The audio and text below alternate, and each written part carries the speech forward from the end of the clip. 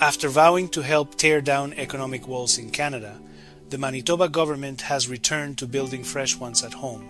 On September 16, 2025, Premier Kinew announced what he called a landmark jobs agreement with the Manitoba Building Trades, an umbrella group of construction unions. He said the province would build 4 new schools, 2 in Winnipeg, 1 in West St. Paul, and 1 in Brandon, under a new framework meant to create good, family-supporting jobs. Behind that easy phrase sits a new set of rules.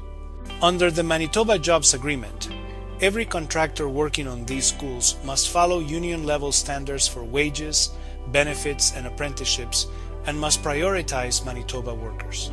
Any public project worth more than $50 million will follow the same formula.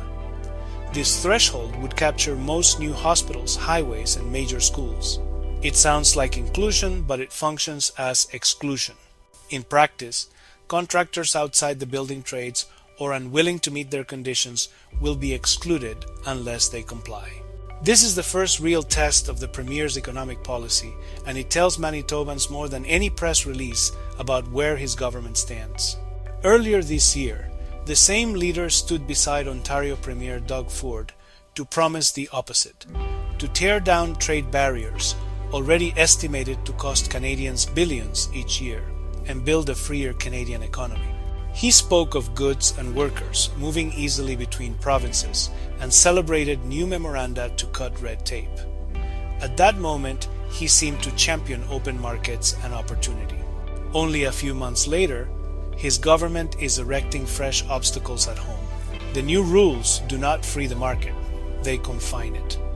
They do not let Manitobans compete on merit. They decide in advance who gets the work. The contradiction could not be clearer. This is not the old story of broken promises, but the new art of double meaning. When the Premier speaks of reducing barriers, he means removing obstacles to government coordination, not to private enterprise.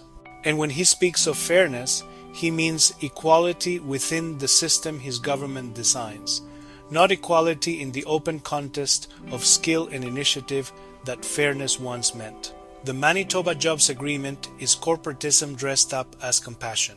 Corporatism is the arrangement by which the state and organized interests, such as unions or large firms, govern the economy together. It divides control and reward while limiting the freedom of everyone outside the arrangement. It promises harmony but delivers dependency, as power flows upward to those who sit nearest the table. Under this system, the government guarantees steady work for favored groups and predictable outcomes for planners, but it narrows freedom for everyone else. Independent contractors and small firms lose equal footing.